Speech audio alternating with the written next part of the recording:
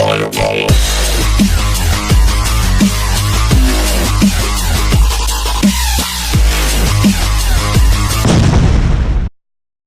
Hello everybody and welcome to Gaming Ops. Today we're going to be doing the top 5 games you'll never get to play. All of these games were far enough in development to be showcased at E3, but were inevitably cancelled, and now are unlikely or even impossible to revive. We hope you enjoy the list. Number 5. Coming in at number 5 on our list is Aliens Crucible. This third-person action RPG was being developed by the people behind Fallout New Vegas and Knights of the Old Republic 2. This game was cancelled in 2009, and the most commonly accepted reason is because the game Aliens Colonial Marines was currently in development over at Gearbox. With that being said, I think the wrong game got cancelled. Even though this game isn't graphically stunning, it's important to keep in mind that this is early footage. Featuring elements from both KOTOR and Fallout, this game would have played very much like Fallout based in the Aliens franchise. Number 4. Coming in at number 4 on our list is Preto. Developed by Bethesda and announced in 2011, this game was put on hold many times due to quality issues, then eventually handed off to the developers of Dishonored, before finally being cancelled due to said quality issues. Personally, I think there was something else going on because the gameplay that was shown at E3 was epic, but we all know how that goes. One concern I had, which will never be explained, is the correlation between the first game and the second game. In the first game, you were basically Space Turok, a Native American abducted by aliens as they try to destroy the world. And in the second, you're a human bounty hunter living semi-peacefully among these aliens. Number 3. Coming in at number 3 on our list is Pirates of the Caribbean Armada of the Damned. Developed by the now dead Paragon, this action RPG was going to be the first thing in the Pirates of the Caribbean franchise to establish an expanded universe outside of the movies. Taking place 10 years before the movie, this game featured a morality system like most RPGs, but since you're a pirate that's always making immoral decisions, they had to take a different angle.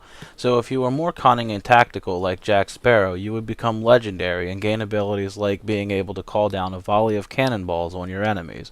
But if you play more ruthlessly and become dreaded like Davy Jones, you gain supernatural abilities like being able to call down lightning. This also had physical applications as well. A dreaded pirate would start to look more like a supernatural undead pirate. This anchor-swinging RPG was eventually cancelled, well, because Disney said so. So, they never really gave us a reason, but with Paragon now dead, this game will never see the light of day. Number 2. Coming in at number 2 on our list is the very well-known Star Wars 1313. This third-person shooter based in the Star Wars galaxy was supposed to take place 10 years before the original trilogy and reportedly centered around a young Boba Fett.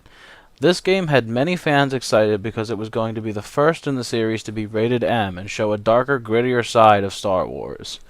The game was inevitably cancelled by Disney when they bought the rights to Lucasfilms and shut down LucasArts.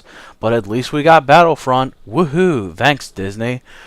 When the game was announced, we should have known it was too good to be true, with its stunning graphics and its seamless transition from gameplay to cutscene, all stuff we had never seen before because the first gameplay was shown several months before the PS4 or Xbox One had been announced. There have been several rumors about this game's return, but I really believe that it's just die-hard fans clinging to false hope. I mean, come on, Disney won't even let EA make Clone Wars or Force Awakens DLC for Battlefront. Number 1. And finally, our number 1 pick, Star Wars Battle of the Sith Lords. This game would have been insane, basically a more violent Force Unleashed centered around Darth Maul. Unfortunately, this game was doomed from day one. It was reportedly going to be an origin story of Darth Maul, but it was going to feature the female Twi'lek Sith Lord known as Darth Talon, who didn't come into the Star Wars universe until almost 200 years after Darth Maul was killed. Canon-related issues aside, the game's eventual failure came from lack of communication between LucasArts and the company developing the game, causing the developers to be confused as to what they were actually making. It is believed that the game finally got cancelled when Disney began the process of acquiring LucasArts, at which point the developers stopped hearing from LucasArts altogether. And that wraps up our top 5, guys. It's a true but sad story that every day good games are getting cancelled while unworthy ones make it to the shelves. But I hope you guys enjoyed this video, and I hope you guys subscribe. Peace out. That's right, Mew. You guys should subscribe and check out our other videos.